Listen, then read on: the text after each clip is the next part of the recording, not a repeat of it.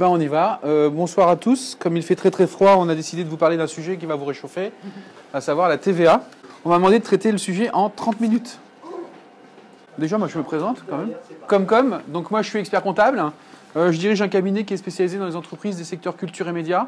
On est accueilli par l'espace Mosaïque, qui est un espace de coworking, et Freelancer, que certains d'entre vous, j'espère, connaissent déjà. Freelancer, qui est une plateforme de gestion de facturation, relance, devis, bons de commande. Alors, la TVA, c'est quoi?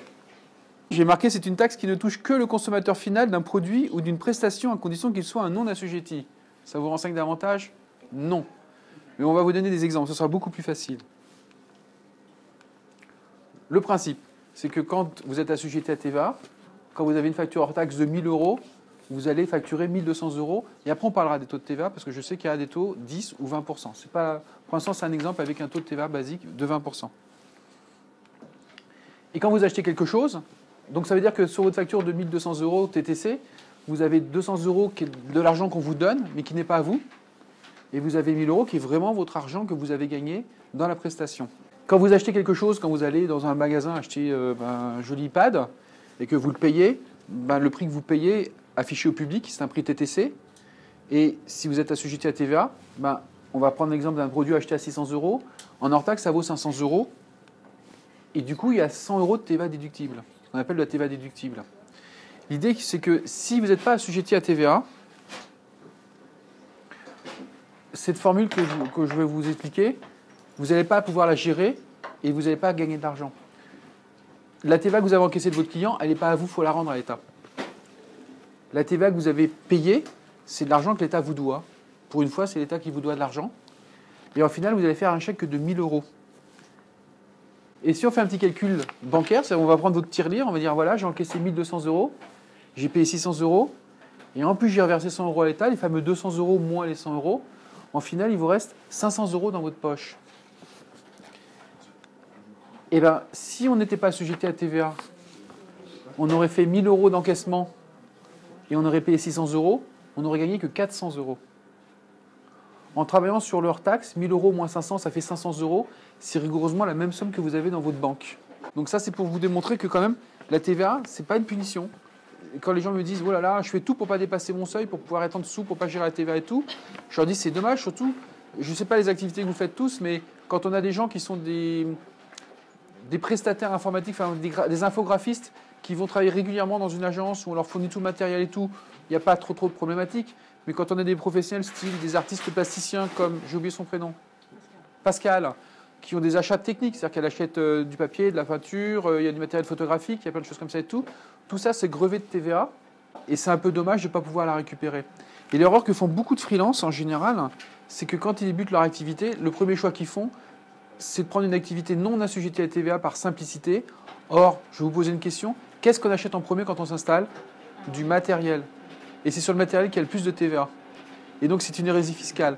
Parce que généralement, à part les photographes qui achètent régulièrement beaucoup de matériel, les autres, ils achètent dès le départ un ordinateur, un iPad, un téléphone portable, puis après, c'est fini, sauf quand l'ordinateur, il casse au bout de 3 ans, un peu moins. Donc, ça, c'est important de le comprendre. La TVA, ce n'est pas une punition, c'est intéressant. Maintenant, il faut juste, quand vous réfléchissez, quand vous vous lancez, de savoir est-ce que vous allez avoir beaucoup d'investissement ou pas. Parce qu'à partir du moment où vous allez passer en réel, vous allez avoir des contraintes qui peuvent devenir plus coûteuses que le vrai gain que vous allez réaliser en étant assujetti à TVA. Donc, il y a un petit calcul à faire en disant, voilà, est-ce que j'ai beaucoup de matériel à acheter? Est-ce que quelque part, parce que sur les régimes micro, vous avez des abattements forfaitaires et qui des fois sont supérieurs ou inférieurs à la réalité de vos dépenses. Ça aussi, c'est une réflexion à avoir. Alors oui, juste par rapport à ça, sur quoi il y a de la TVA? Pour vous montrer quand même qu'on peut gagner beaucoup d'argent.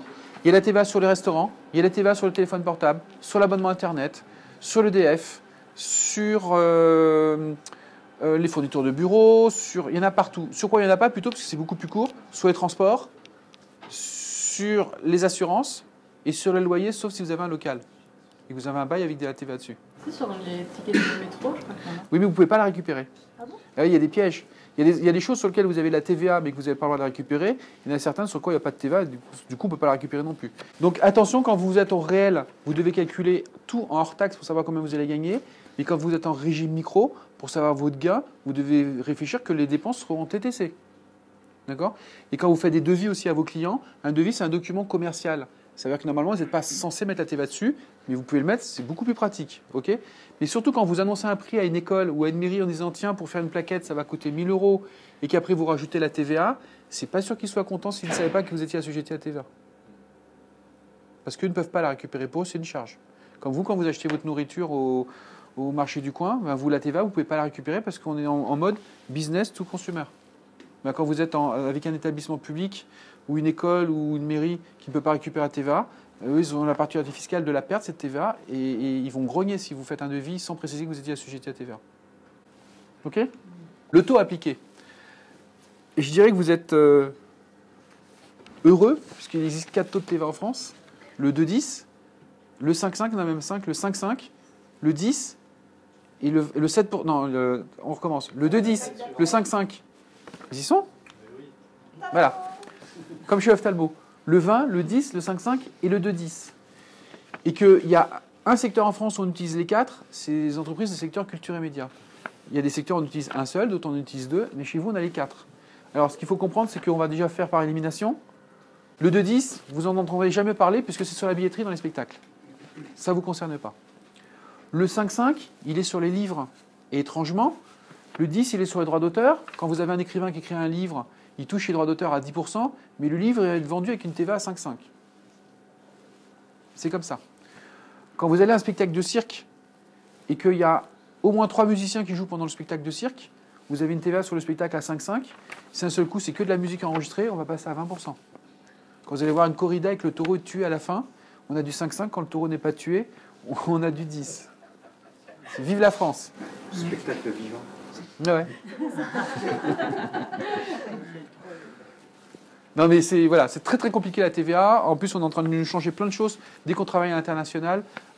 Attention, c'est bien de passer au réel, on a beaucoup d'avantages, mais ça entraîne des complications et il ne faut pas faire n'importe quoi tout seul dans son coin.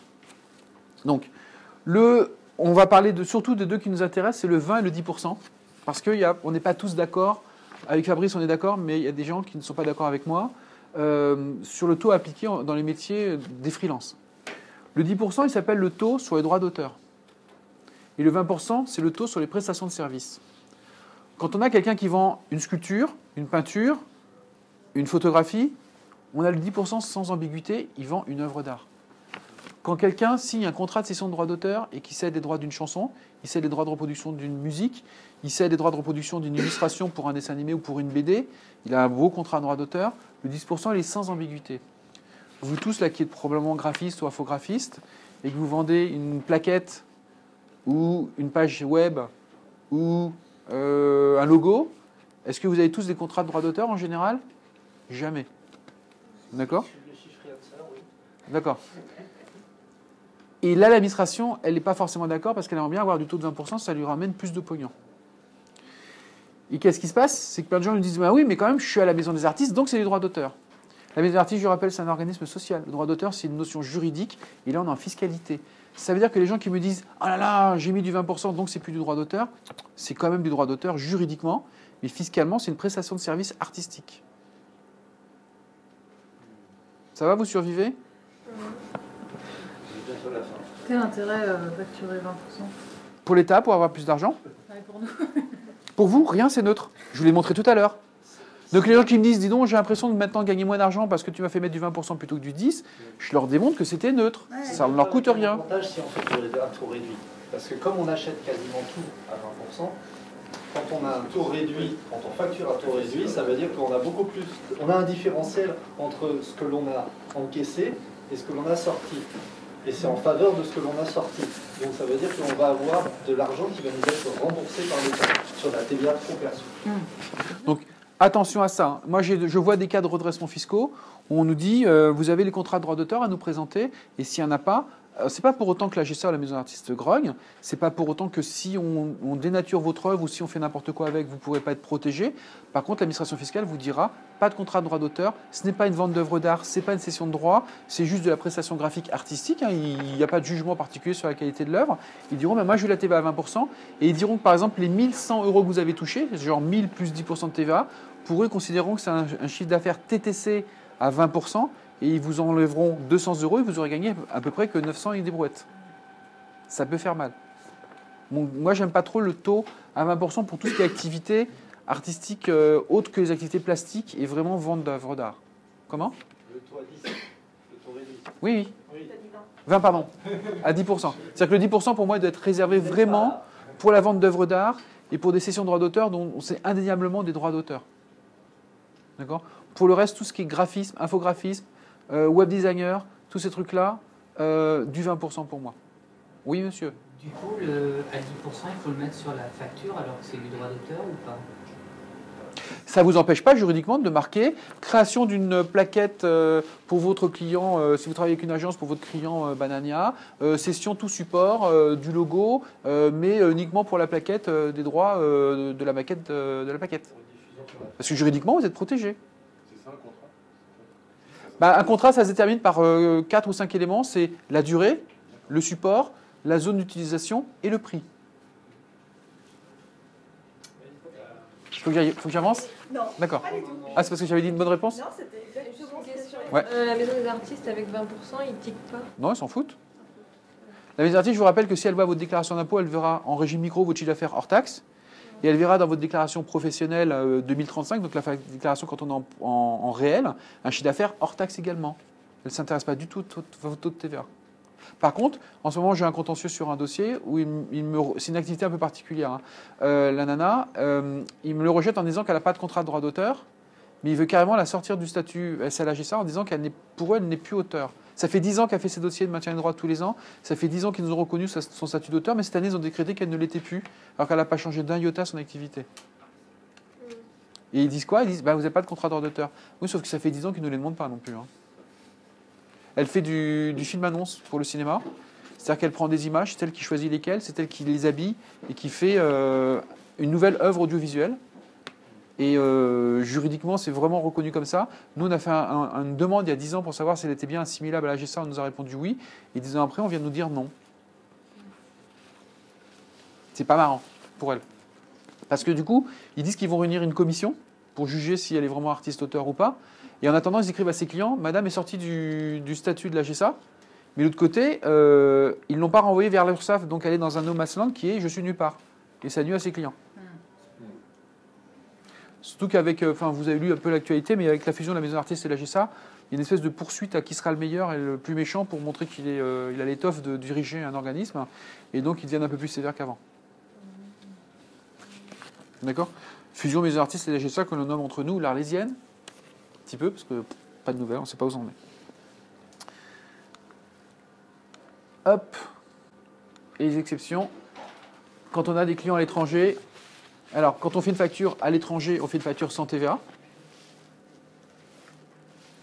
Il y a des petites mentions à mettre sur les factures. Si c'est un client qui est dans l'Europe, vous devez demander le numéro de TVA intracommunautaire de votre client et l'indiquer sur votre facture. Et quand c'est un client hors Europe, il faut mettre une petite phrase avec marqué exonération de TVA, article 259B ou C du Code général des impôts. C'est des mentions obligatoires. C'est 25 € d'amende par mention obligatoire oubliée sur les factures. La centrale Leclerc vient d'écoper cette année d'une amende de 1 700 000 € pour une erreur sur une facture, mais comme elle est reproduite 56 000 fois, ils ont 1 700 000 €. Moi, j'ai un client qui a déjà eu 825 € d'amende. C'est-à-dire qu'on prend les factures, on fait 25 fois X égale 825. Aujourd'hui, de mémoire, il y a 16 mentions obligatoires et c'est vrai que sur Freelancer, elles sont mises à jour dès qu'il y a une petite modification.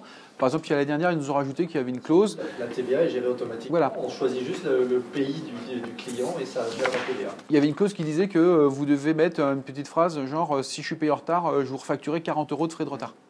D'accord? Si c'est pas mis cette phrase, allez hop, 25. Alors maintenant, on va parler du fameux statut micro-réel, qu'on approfondira avec monsieur tout à l'heure. Je ne sais pas trop où il en est. Parce que ça va changer l'année prochaine. Et là, on va arriver dans un bordel monstrueux.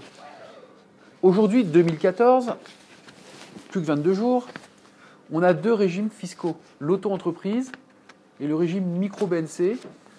On parle de ceux qui sont en franchise de base, de TVA. Ça veut dire qu'on a un régime avec des gens qui sont dans notre entreprise, ils auto-liquident leurs charges sociales et leurs impôts en direct, en disant voilà mon chiffre d'affaires du trimestre, fois environ 25%. Et une fois qu'ils ont payé ça, c'est libre de tout. Ils n'ont plus rien d'autre à payer dessus. D'accord? Ceux qui sont en micro-BNC, ils disent voilà mon chiffre d'affaires, j'ai un abattement forfaitaire de 34%, ça me donne une base théorique. C'est cette base qui sert de calcul aux cotisations sociales et qui sert de calcul à l'impôt sur le revenu au taux progressif. Ça, c'est ce qu'il y avait jusqu'à présent. Puis il y avait ceux qui sont réels, où on fait un vrai bilan, un vrai calcul de résultats. Ils se sont rendus compte que c'est à peu près la même chose. Et donc, Mme Pinel, ministre de je ne sais pas trop quoi, a dit on va les fusionner. On va faire la micro-entreprise. Ils se sont cassés la nénette pour trouver un nom. C'est comme au Scrabble, c'est les dominos, non? On prend le premier, puis on prend le dernier, puis on. Ça aurait pu être aussi l'auto-BNC, c'était pas très beau. Ils ont choisi la micro-entreprise. Et l'idée, c'est quoi? C'est de dire que plus personne pourra avoir chiffre d'affaires moins d'abattement égale base imposable.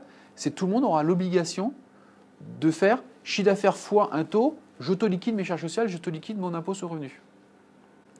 Attention, c'est ce que vous allez voir partout, sauf qu'ils ont oublié quelque chose. Je vais vous poser une question d'abord ici. Qui est au précompte ici? Les précomptes de la maison des artistes ou de la GSA? Comment? Vous êtes au précompte? Vous êtes au précompte? D'accord. C'est-à-dire que quand vous faites vos factures, vous avez des charges sociales qui partent directement et qui sont reversées par vos clients à la maison d'artistes ou à la GSA en attendant votre affiliation. Le problème, c'est que dans le nouveau régime, en auto-liquidant vos charges sociales, vous allez les payer deux fois. Une fois parce que vos clients vont les retirer et une fois parce que vous allez les payer en ligne à l'URSSAF. Donc ça ne marche pas. Ça ne marche pas. Donc on est allé voir, à l'aide d'un syndicat, je suis allé au ministère de la Culture il y a un peu plus d'un mois maintenant, en leur disant vous avez oublié quelque chose là, il y a quand même 200 000 freelances qui sont concernés par votre bêtise. Qu'est-ce que vous nous proposez comme solution? Alors ils ont donné oralement une solution, mais ils ne veulent pas nous l'écrire pour le moment.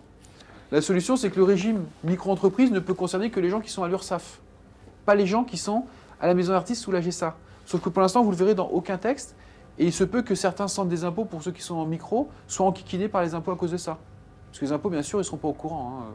Ils vont appliquer le texte en disant « Oh là là, on ne vous veut plus, c'est plus possible, vous ne pouvez plus être en micro-BNC, il faut que vous soyez entre entreprise, et puis ils risquent de vous radier, direct. » D'accord ? Donc attention à ça. Je n'ai pas de réponse plus que on attend du ministère de la Culture, qui nous a dit « Ah oui, mais il faut qu'on voit, c'est transversal, il faut qu'on voit avec Bercy, puis il faut qu'on voit aussi avec le ministère du Travail, parce que c'est 3 ministères qui sont concernés. » Donc ça va prendre, en 2017, on y sera encore, hein, mais pour l'instant, en plus, Rémi Aron, notre copain Rémi Aron, président de l'association pour la maison d'artistes, qui aurait dû s'insurger de cette chose, absolument rien dit, disparu dans la nature. Rémi, bonjour, si tu m'entends. Ça, c'est pour la déclaration. Pour la déclaration d'impôt de 2015 que vous ferez en 2016. Ah, d'accord. 2014, vous êtes encore sauvé. D'accord ? Donc voilà ce qui va se passer. Alors, est-ce que c'est bien, est-ce que c'est pas bien ? Pour ceux qui sont à l'URSSAF, c'est bien, ça ne me choque pas. Pour ceux qui sont à la GSA Maison d'Artistes, ça ne va véritablement rien changer, mais vous ne faites pas avoir par des administrations qui ne le connaîtront pas, ça. OK ? Et au niveau des seuils, voilà ce qui se passe. C'est qu'aujourd'hui, parce que c'est la nouveauté qu'ils nous ont pondu, quand vous dépassez 2 années de suite 32 900 € de chiffre d'affaires et que vous êtes en régime micro, la 3e année, vous êtes obligé de passer au réel. Si vous dépassez 32 900 et que vous dépassez également la 2e tranche qui est de 34 900, cette année, c'est dramatique. Pour ceux qui n'ont pas encore fait leur compte, ça veut dire que vous êtes assujetti à TVA jusqu'à la fin de l'année, mais que vous devez faire une déclaration réelle depuis le 1er de l'année, depuis le 1er janvier. Ça veut dire qu'en général, ceux qui pensaient qu'ils étaient au micro, ils n'ont gardé aucun frais pendant l'année. Ils ont quand même leur loyer, leur EDF, tout ça. Mais ils n'ont pas gardé les notes de restaurant, ils n'ont pas gardé les notes de taxi, ils n'ont pas gardé l'achat de fournitures et autres. Et ils se retrouvent à faire une déclaration au réel, où n'ayant peu de frais, ils vont être surmajorés artificiellement de leur impôt sur le revenu. Et l'autre chose, pour ceux qui sont réels, ils savent ce que c'est, mais pour ceux qui sont au micro, ils ne savent peut-être pas encore. Quand on est au réel, pour pouvoir éviter d'avoir, on va dire, un contrôle fiscal, l'administration vous demande d'adhérer à une association de gestion agréée qui contrôle vos comptes préalablement pour être sûr qu'il n'y a pas trop d'anomalies dedans.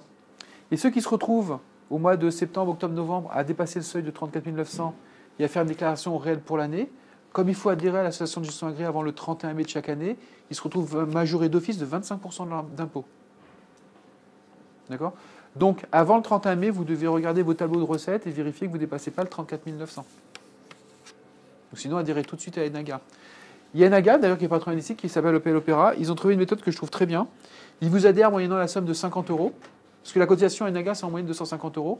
Ils vous adhèrent pour 50 €, et en fin d'année, ils vous demandent la question, est-ce que vous avez dépassé les seuils ou pas ? Si vous avez dépassé les seuils, ils vous demandent les 200 € complémentaires, et vous n'avez pas les 25%. Si vous n'avez pas dépassé le seuil, vous faites don de 50 € à cet AGA au titre des orphelins de la RATP. Non, mais voilà, ils gardent l'argent parce qu'ils ont fait un dossier, ils ont traité un peu la chose. Et du coup, ça élimine les risques. Cette association s'appelle APL Opéra et elle est 14 avenue de l'Opéra. Et d'ailleurs, je vous la recommande davantage que Artaga, qui est assez réputé chez les freelances, mais qu'on n'aime pas du tout. Fabrice est d'accord avec moi sur ce point. APL Opéra, on est beaucoup plus tranquille avec eux. APL Opéra, Association pour les professions libérales. Oui, vous pouvez aller chez France Gestion. Je ne fais pas trop de problèmes chez France Gestion, sauf qu'ils ne sont pas du tout spécialisés métiers artistiques. Les deux seuls spécialisés métiers artistiques, c'est Artaga, c'est historique, et le deuxième, c'est APL Opéra. Qui ont 2 collaborateurs qui ne travaillent que sur les dossiers artistiques. Sinon, ils rajoutent 25% sur quoi? Et ben, on prend votre bénéfice et on fait x 1,25 et vous payez 25% d'impôt en plus. Mais ça, c'est la base. Non. Si par exemple cette année-là, vous rentrez ce soir à la maison, vous allez vous faire peur, vous allez additionner votre chiffre d'affaires et vous trouvez 35 000 €. Et ben, vous devez faire une déclaration au réel pour toute l'année 2014, payer la TVA jusqu'à la fin de l'année. Et pour toute l'année 2014, le bénéfice que vous aurez, il sera majoré de 25%. Mais comme en plus vous n'aurez pas gardé vos frais depuis le début de l'année, vous allez artificiellement gonfler votre bénéfice à cause de ça. Donc vous allez avoir un bénéfice plus gros que normal, plus les 25%. C'est le double effet qui se coule. Et les 25%, c'est pour compenser la marge d'erreur. C'est parce qu'ils estiment que quand vous n'avez pas joué le jeu d'adhérer préalablement à une AGA pour vous faire pré-contrôler, c'est quelque part, il y a anguille sous roche, vous devez faire des choses pas belles. Le 26 novembre, c'est-à-dire il n'y a pas très longtemps, l'Europe, enfin le Conseil européen a jugé cette majoration de 25% non équitable pour le traitement des contribuables français. Et a dit à la France de trouver une solution avant le 26 janvier. Mais c'est tout récent, je l'ai appris avant-hier. A demandé à la France de trouver une solution avant le 26 janvier, il leur laisse 2 mois, sinon la France sera condamnée en Cour européenne de justice. On ne sait pas ce qui va se passer non plus. Pour les artistes, auteurs et avocats. Et c'est là qu'on n'est pas d'accord sur certains bouquins, notamment celui de Julien Moya que je vous recommande pour plein de choses, mais là on n'est pas tellement d'accord. Il y a un seuil spécifique. Ce seuil spécifique, il s'appelle le seuil spécifique pour les artistes, auteurs et les avocats, mais il s'appelle seuil spécifique pour la TVA, qui dit que... Ça remet un petit peu? Non? Bougez vite. Enfin, c'est quoi la différence entre le truc d'avant et... Le truc d'avant, c'est le seuil spécifique pour passer du réel, du micro au réel. Pour les prestations de service. Pour les... Non, même pour... C'est surtout, voilà, c'est tout le monde, tous les contribuables freelance. Les artistes auteurs et les avocats. On ne sait pas pourquoi on les a mis dans le même paquet. Si, moi je sais pourquoi. Quand ils se dépassent ces seuils-là, ils doivent tenir une comptabilité. D'accord? Mais ils ne sont pas encore obligés d'être assujettis à la TVA. Quand ils dépassent ces 2 autres seuils, le 42 600 et le 52 400, qui fonctionnent pareil, c'est si je dépasse ça, l'année d'après, je suis assujetti à TVA. Si je dépasse ça, l'année en cours, je suis assujetti à TVA. Pour la fin de l'année ou toute l'année? Non, pour la fin de l'année. D'accord? Avec la facture qui vous fait dépasser ce seuil, c'est cette facture-là qui est assujettie à TVA. Donc il faut vite la refaire. D'accord? Sur quoi on n'est pas d'accord dans certains ouvrages, en l'occurrence avec Julien Moya, c'est que Julien Moya assimile ce seuil-là au précédent. Il dit que les freelances, ils peuvent attendre jusqu'à 42 000 pour être au réel et à la TVA. Et moi, je dis, il faut attendre 32 pour être au réel et attendre 42 pour être à la TVA. Et j'ai obtenu une réponse par écrit des impôts. C'est bien 2 seuils distincts. Ouais. Il n'y a aucune confusion possible. Les textes sont très clairs. Il y en a un qui parle de 32 000 pour le BNC, enfin 32 000, c'est 900 pour le BNC, et l'autre qui parle de 42 600. Donc on est les seuls à pouvoir, enfin les artistes-auteurs sont les seuls à pouvoir sortir du régime micro, mais ne pas être à la TVA immédiatement. Donc on a un petit battement entre les deux. Après, il faut se poser la question, est-ce que ça vaut le coup? Parce que ça peut très facilement valoir le coup de demander immédiatement à être à la TVA, à être soumis à la TVA, parce que, comme on a pu voir avec les différences de taux, on peut faire un gain grâce à la TVA. Parce qu'on gagne des sous avec la TVA, pardon. On gagne des sous avec la TVA, mais c'est surtout quand on est obligé de tenir une comptabilité, de rajouter la notion de TVA dans sa comptabilité, c'est rien de plus. Donc à partir du moment où on est obligé de tenir quelque chose, on a une contrainte informatique pour tenir la comptabilité, eh ben on rajoute la TVA. Alors pourquoi? Parce que Fabrice disait, mais je ne comprends pas pourquoi on a mis les avocats dans le même lot que les artistes. Il y a une raison, c'est que vous travaillez avec des particuliers à qui vous vendez des œuvres d'art, et que les avocats font aussi des actes avec des particuliers, et que c'était pour favoriser encore du chiffre d'affaires sans que les contribuables personnes physiques soient encore pénalisés du prix de la TVA. Le détail est disponible dans les fiches pratiques de Freelancer et Ouais. ça a été vérifié par monsieur. Donc, Et détaillé exactement Et sur le site comcom.fr, donc comcom.fr, j'ai plein de fiches pratiques. Il y a des fiches qui s'appellent fiches experts. Il y a des fiches sur la formation continue chez les artistes-auteurs, sur comment on déclare ce revenu micro réel et on monte les avantages et les inconvénients. Il y a ce que c'est qu'une association de gestion agréée, il y a une fiche pratique dessus. Il y a plein de choses. Il y a même des vidéos qui disent comment s'installer quand on est freelance. Ah, puis pour monsieur, il va être très content. Il y a une petite vidéo qui s'appelle « Quels sont les frais que je peux passer dans ma comptabilité ?» D'accord. Ça, c'est dans la rubrique Parole d'expert, alors que l'autre, c'est fiche expert.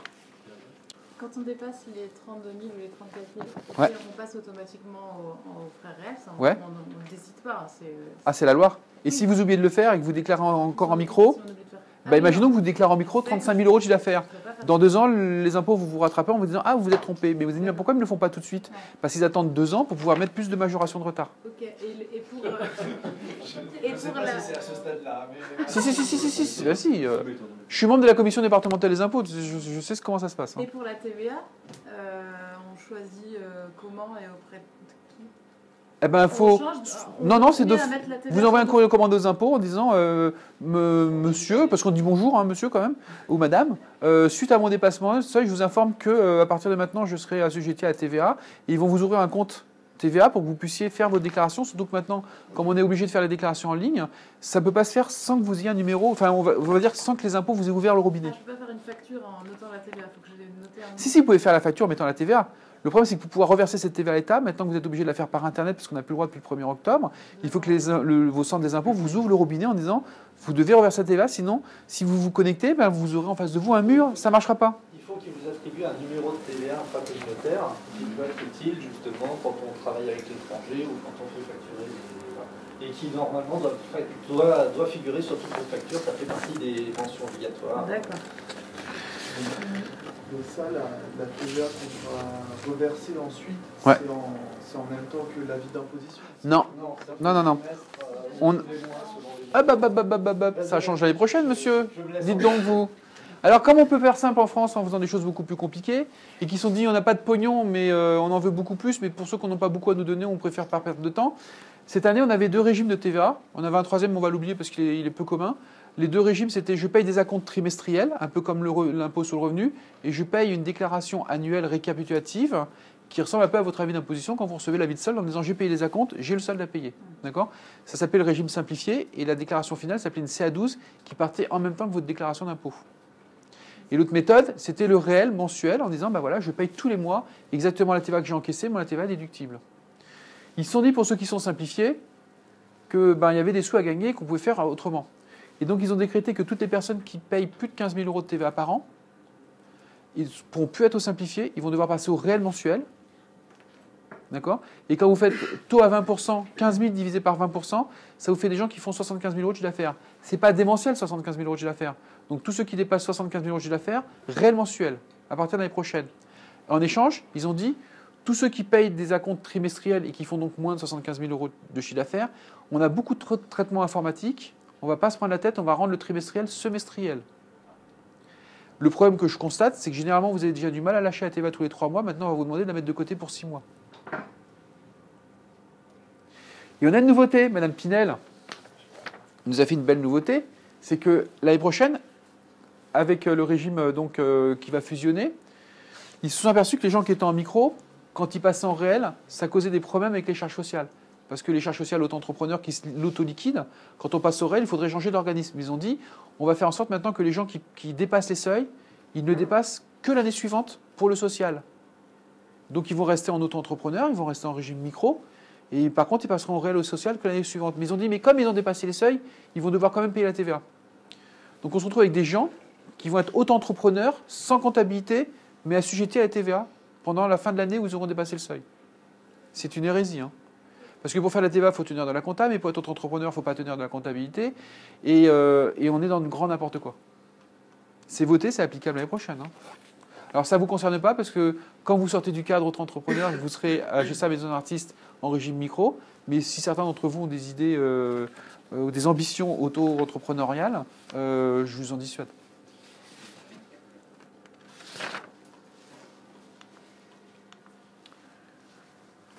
Alors, vous êtes persuadé que la TVA, ce n'est pas une punition ?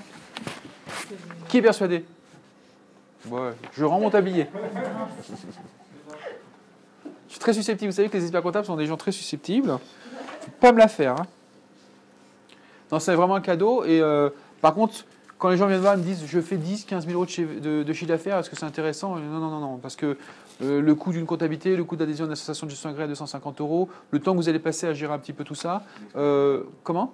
Oh oui, je dis le coût de la comptabilité pour être humble, pour ne pas dire le coût d'un expert comptable. Parce que de toute façon, si vous ne passez pas par un expert comptable, vous serez obligé d'acheter un logiciel. D'accord? Donc c'est moins cher un logiciel. Mais le temps que vous allez passer pour faire des choses en 3 fois moins vite que nous on peut le faire, vous allez perdre aussi de l'argent. Time is money. On a autre chose à faire. Chacun son métier. Combien un comptable? Et les vaches seront bien gardées. C'est combien un comptable? C'est très cher.